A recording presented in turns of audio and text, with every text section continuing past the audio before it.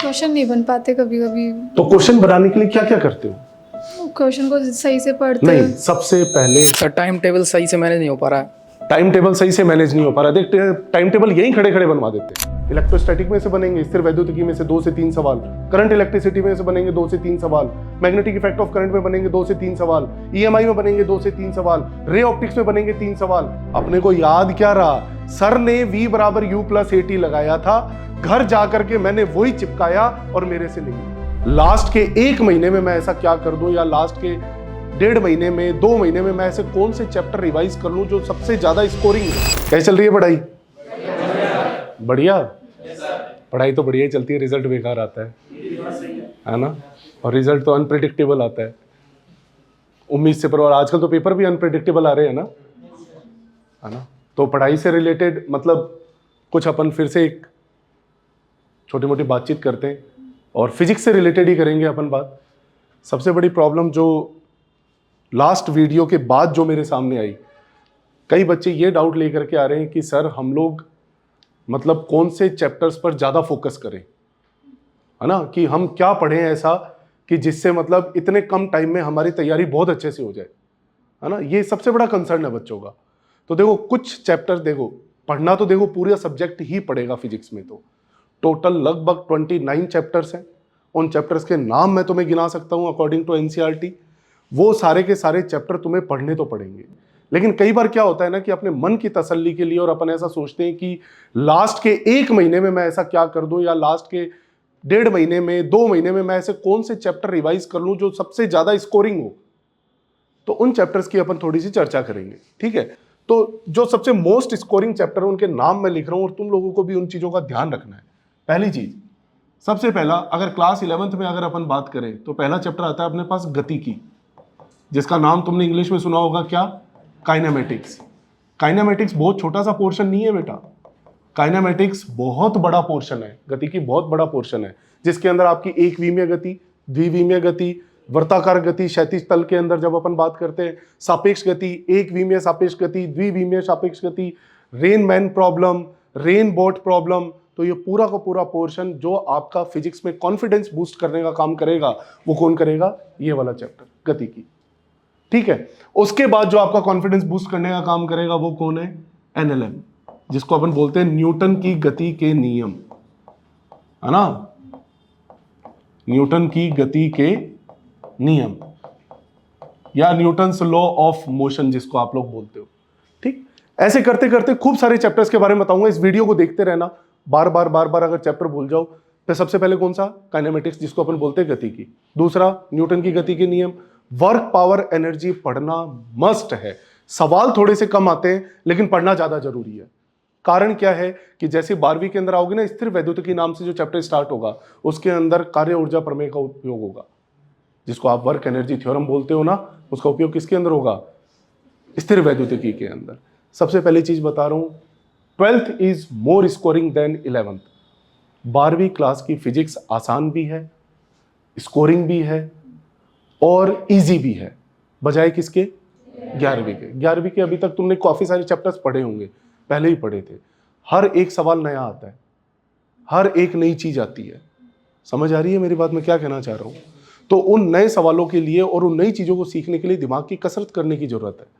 12वीं की फिजिक्स है ना, थोड़ी सी फंडामेंटल फॉर्मूला बेस्ड है ना? मैं इतना ज्यादा फॉर्मूले के ऊपर नहीं आपको डिपेंडेंट होने को कह रहा हूं कि आप पूरे ही सूत्र याद कर लो, सब कुछ याद करके फिर आप क्वेश्चन के अंदर ढूंढो कि ये सूत्र मैं लगा दूं, वैसा नहीं होगा। लेकिन क्या है, कॉन्सेप्ट थोड़े से कम होते हैं। अगर आप फॉर्मूला याद कर लो, सूत्र याद कर लो और सवाल को अच्छे से समझ जाओ कि पूछना क्या चाह रहा है, तो आप वो फॉर्मूला अप्लाई करके अपना आंसर निकाल सकते हो। लेकिन 11वीं की फिजिक्स में थोड़ी सी समस्या आती है। अब तुम्हें क्या क्या समस्या आ रही है 11वीं की फिजिक्स में, वो तुम मेरे से पूछो कि वास्तव में तुम्हें 11वीं समझने में दिक्कत कहां आ रही है। क्वेश्चन नहीं बन पाते कभी कभी। तो क्वेश्चन बनाने के लिए क्या क्या करते हो? क्वेश्चन को सही से पढ़ते नहीं, सबसे पहले घर जा करके नोट्स में जो सवाल करवा रखे हैं ना, उन सवालों को करो, ठीक है? कैसे करना है? उनको देख के नहीं करना है, बिना देखे करना है। उनको याद नहीं करना है कि जैसा जैसा कॉपी में स्टेप लिखे हुए हैं वैसे वैसे रफ कॉपी में जाकर के स्टेप लिखने, नहीं। आप चीजों को क्या है, मेमोराइज करो। बैठो मैं बताता हूं। देखो, ये बहुत सारे बच्चों की समस्या है इसके अंदर क्या होता है कि बच्चों को मेमोराइज करना पड़ेगा कि क्लास के अंदर टीचर ने जब ये सवाल करवाया था, मास्टर ने ये सवाल करवाया, मैडम ने करवाया या सर ने करवाया, तो उस टाइम दिमाग के अंदर सर के क्या चल रहा था या मैडम के दिमाग में क्या चल रहा था। उन्होंने उस सवाल को पढ़ते टाइम कुछ ऐसे शब्द और कुछ ऐसी लाइनें बोली होती हैं जो उस सवाल को समझने के लिए सबसे ज्यादा जरूरी हैं। उन चीजों को याद रखो। अगर आप 1.5 घंटा क्लास अटेंड करके जाते हैं ना बेटा, तो घर पे जा करके एटलीस्ट जो बीच में 10 मिनट का ब्रेक होता है ना, आंख बंद करके पूरी क्लास को रिवाइज किया करो कि क्या क्या बोला गया था। स्टेप बाय स्टेप चीजें याद करो कि आज की क्लास के अंदर सर ने हमें यह बताया, सरल रेखा के अंदर गति के अंदर 3 समीकरणें होती हैं, और अगर मान लो गति परिवर्तनशील है तो 3 समीकरणें अलग से होती हैं। इन 3 और 3 6 समीकरणों के पीछे पूरा चैप्टर चल रहा है। वो कब बाइफरकेट कर पाओगे? जब टीचर तुम्हें बता रहा होता है और उनको ध्यान से सुनो। कई बच्चे क्या करते हैं, क्लास के अंदर साथ साथ लिख रहे होते हैं, इधर टीचर लिख रहा है इधर बच्चे लिख रहे हैं। क्या करोगे ऐसे नोट्स बना करके? मार्केट में बेचने तो है नहीं, क्योंकि ये सब तो हम लोगों ने फ्री में दे रखा है, बेचोगी थोड़ी इनको, तो क्या करोगे उसका जब कुछ समझ में ही नहीं आया? तो साथ साथ लिखना बंद करो। क्लास के अंदर साथ साथ जो लिखते हैं ना बच्चे, वो लिखने में ध्यान लगाने के कारण टीचर के जो इंपॉर्टेंट पॉइंट जो बोलता है टीचर उस सवाल को करवाने के लिए, वो छोड़ देते हैं। होता है कि नहीं होता है? कई तुम में से कई बच्चे हैं, मेरे को पता है, और मैं तुम में से क्या, मैं जिनको पढ़ा रहा हूं उनको भी यही पता है, वो साथ साथ लिख रहे होते हैं। मैं इधर पलट के लिख रहा हूं, साथ साथ लिख रहे हैं सवाल, साथ साथ हल लिख रहे हैं। ऐसे लिख लो, याद कर लो, कुछ नहीं होगा। सवाल नहीं बनने का सबसे बड़ा कारण घर पे नोट्स रिवाइज ना करना, और उससे भी पहला कारण, ये तो सेकेंडरी है, इससे भी पहला कारण कि टीचर ने क्लास में सवाल हल करवाते टाइम जो बातें बोली, क्या वो तुम्हें याद है? मान लो सेम सवाल है, एक सिंपल सा उदाहरण ले लेते हैं कि मान लो कि एक कण सरल रेखा में इतनी वेग से इतनी गति से चल रहा है, ठीक है। टीचर जब सवाल हल करवाता है ना बेटा, तो कहता है देखो इसके अंदर नियत त्वरण है, देखो इसके अंदर समय पूछा गया है, देखो अभी हमें इसमें वेग निकालना है, तो मैं पहली समीकरण इस्तेमाल करूंगा। इतने शब्द तो अपन भूल चुके हैं, अपने को याद क्या रहा? सर ने v बराबर u प्लस AT लगाया था, घर जाकर के मैंने वही चिपकाया और मेरे से नहीं हुआ। सत्य है या असत्य है या नहीं है? ऐसा नहीं करना, ऐसे फिजिक्स कभी नहीं होगी। तीसरी चीज, अगर कुछ बच्चे ऐसे कैटेगरी के भी आते हैं कि सर हम वास्तव में टीचर की बोली हुई बातें सुन रहे हैं, हम टीचर की बोली हुई बातें सुन रहे हैं और बाद में लिख रहे हैं लेकिन फिर भी नहीं बन पा रहे, उन बच्चों के लिए इंस्ट्रक्शंस है कि आप पहले आसान सवाल करो। कैसे सवाल करो? आसान। कौन से? जो मॉड्यूल के अंदर सॉल्व्ड क्वेश्चन है ना, उनको करो पहले। उसके बाद एक्सरसाइज 1 करो। एक्सरसाइज 1 करने के बाद डीपीपी पे आओ, फिर उसके बाद सेकंड एक्सरसाइज और प्रीवियस ईयर क्वेश्चन करो। पैटर्न समझ में आ रहा है क्या?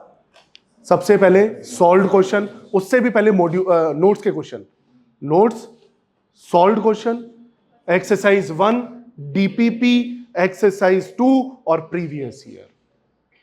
इस पैटर्न में करो, क्योंकि पहले क्या है, अपन आसान सवाल करते हैं ना, तो अपना कॉन्फिडेंस बूस्ट होगा, अपने को भरोसा होगा खुद के ऊपर कि हाँ यार हम सवाल कर रहे हैं, हमसे बन रहे हैं सवाल। मैंने पिछली बार भी ये कहा था, बहुत सारे बच्चे ये कहते हैं कि सर हमसे सवाल बनते नहीं है, मतलब 4-5 सवाल करते हैं वो नहीं होते तो हम उनको छोड़ देते हो कि हम उन सवालों को आगे करते ही नहीं है। मैं, तुम बहुत गलत कर रहे हो, तुम बहुत गलत ट्रैक पर हो। सवाल बना ही नहीं होने के लिए है, तभी तो वो सवाल है, वरना तो वो हल होता ना। सवाल क्यों है? ताकि वो ना बने। अगर सवाल बन गया तो वो तो सॉल्यूशन है बेटा, हल है वो तो, सवाल तो रहा ही नहीं वो। समझ रहे हो? तो अपने आप को कॉन्फिडेंट रखो थोड़ा सा, पैटर्न इसको फॉलो करो, 10 से 12 दिन फॉलो करो, असर होगा दवाई का। हालांकि मैं इंजीनियर हूं, डॉक्टर नहीं हूं, लेकिन आदत पड़ेगी तुम जैसों के साथ रह के। और किसी को कोई समस्या आ रखी है? हाँ बेटा बोल। सर टाइम टेबल सही से मैनेज नहीं हो पा रहा है। टाइम टेबल सही से मैनेज नहीं हो पा रहा? देख, टाइम टेबल यहीं खड़े खड़े बनवा देते हैं। सुबह कितने बजे उठता है? सुबह 7-8 7-8 बजे उठता है? 7 या 8 ये बता। 7 बजे। 7 बजे उठ जाता है, 1 घंटे में फ्री होकर के 8 बजे कोचिंग आ जा। 8 बजे कोचिंग आ गया, कोचिंग में रहता है 1 बजे तक, 1 बजे तक रहता है, घर चले जाओ, घर जाकर के खाना खा लो, पीजी हॉस्टल में रहता होगा, PG पीजी में रहता है, 1:30 बजे तक खाना खा लिया, 2 बजे पढ़ने बैठ जा, 2 बजे से लेकर के 5:30 बजे तक फिजिक्स पढ़ो। कितना टाइम हो गया? 2.5 घंटे, नहीं 3 4 5 3.5 घंटे फिजिक्स पढ़ ली। फिजिक्स पढ़ने का तरीका, नोट्स रिवाइज किए, क्यों, उसका फायदा बताता हूं। ताजा ताजा यहां से पढ़ के जाओगे ना तो ताजा ताजा याद रहता है, याद रहता है तो उसको रिवाइज करने का मन करता है, और फिर ताजा ताजा याद में ही अपन सवाल कर लेते हैं। तुम 3-4 घंटे का ब्रेक ले लेते हो ना, घर जाकर के मैं सो लूं, फिर मैं थोड़ी देर इधर उधर घूम लूं, फिर पढ़ना शुरू करूं, नहीं, 5:30 बजे तक फिजिक्स पढ़ेगा, उसके बाद आधा घंटे का रेस्ट लेगा, 6 से लेकर के 7:30 बजे तक केमिस्ट्री पढ़नी है। कितने बजे तक? 6 से 7:30। 7:30 बजे तेरे डिनर का टाइम हो जाता है पीजी के अंदर। 8, मैं कह रहा हूं 8:30 तक डिनर करिए, आ गया। खाना खाने के बाद थोड़ा सा आलस रहता है, बायो अपन थोड़ा सा आलसी मूड में पढ़ सकते हैं। 8:30 बजे से लेकर के 10:30 बजे तक जब तक नींद नहीं आती तब तक बायो पढ़ो, और याद रखो 11 बजे से पहले पहले सो जा, अपनी 7 घंटे की नींद पूरी कर, अगले दिन उठ जा, फिर रूटीन चालू कर, बन गया टाइम टेबल। और सर NCERT तीनों सब्जेक्ट की करें या फिर कैसे? एनसीईआरटी सबसे पहले बायो की करनी है, लाइन टू लाइन याद होनी चाहिए, लाइन टू लाइन। और केमिस्ट्री के अंदर इनऑर्गेनिक और ऑर्गेनिक की करनी है। फिजिकल के लिए एक बार टीचर से बात कर लेना, क्योंकि उसमें न्यूमेरिकल्स होते हैं। बाकी फिजिक्स के अंदर तुम्हें पीछे वाले जो एक्सरसाइज वाले क्वेश्चन है वो करने हैं।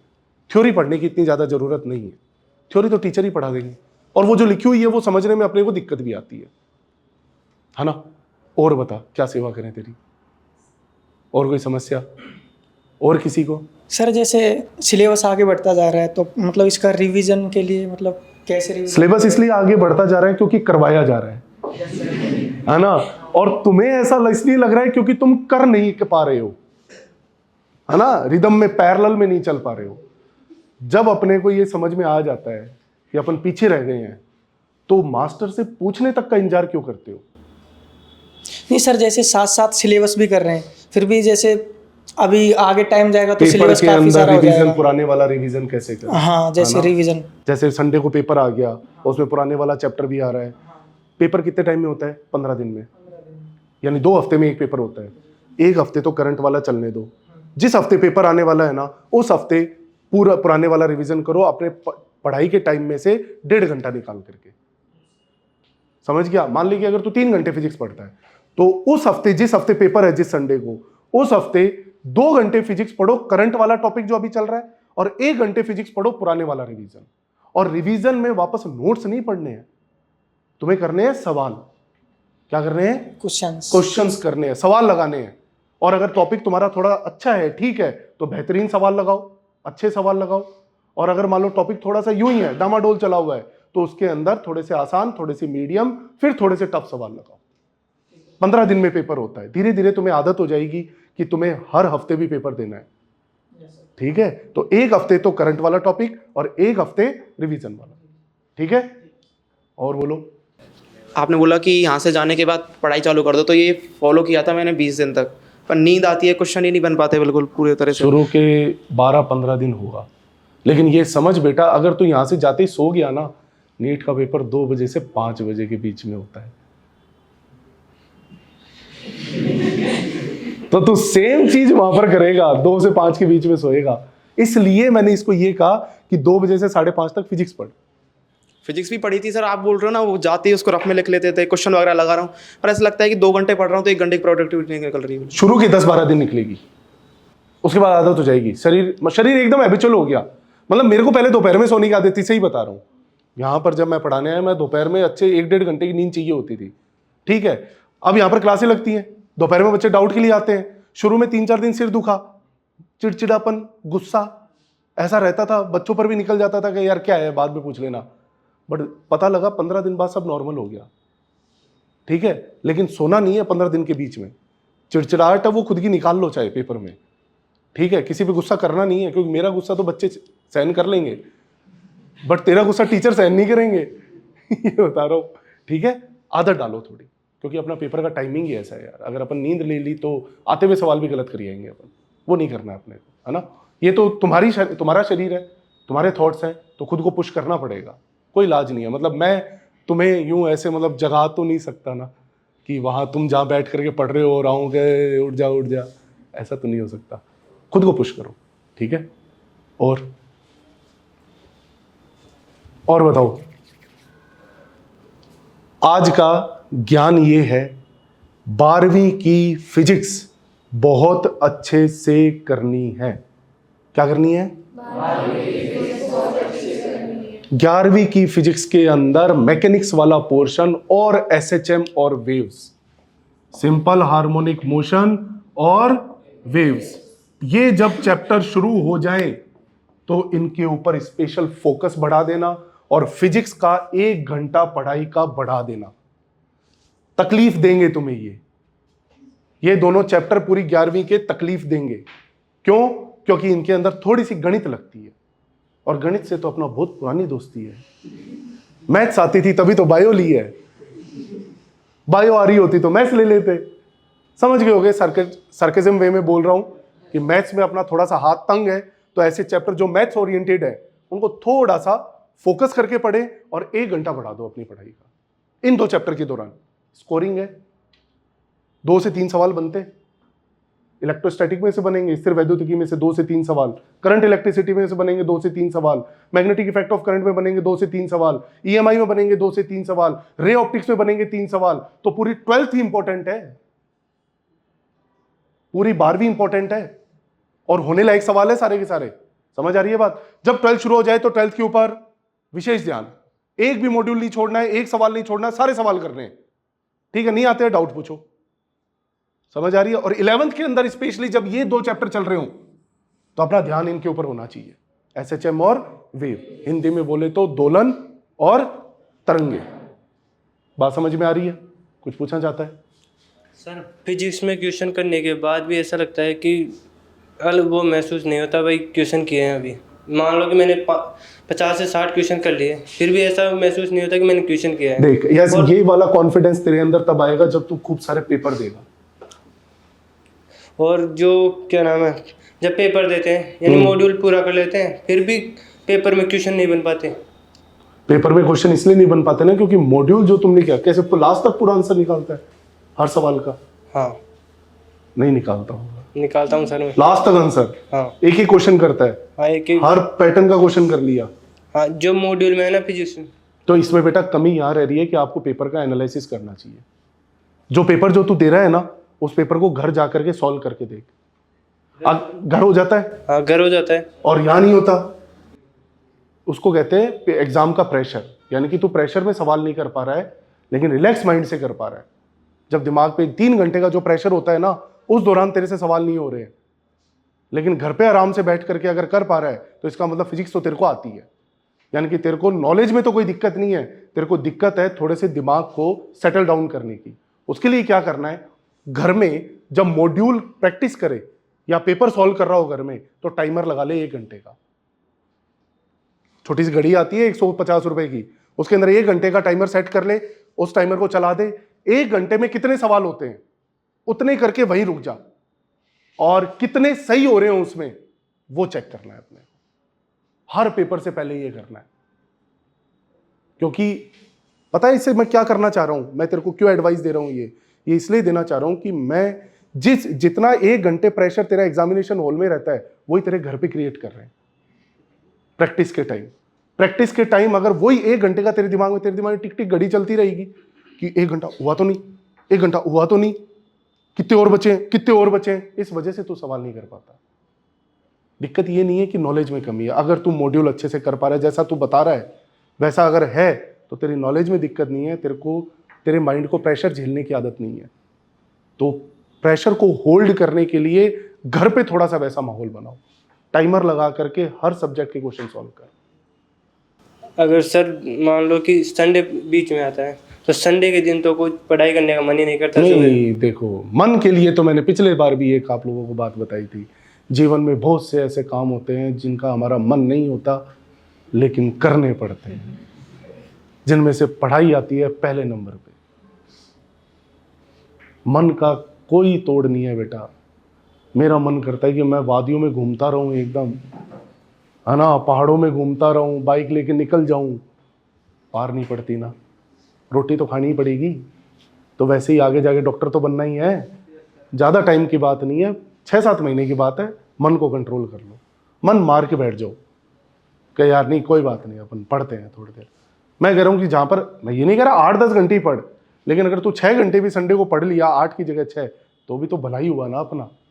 2 घंटे चलो कोई बात नहीं, 2 घंटे मन की भी सुन ली अपन ने, राजी तो दोनों को रखना पड़ेगा, है ना, नहीं तो सेहत खराब कर देंगे वो। 2 घंटे से मन को राजी रख और 6 घंटे खुद के दिमाग को, क्योंकि दिमाग में खुशी आएगी कि यार 6 घंटे पढ़ लिया आज तो मजा आ गया।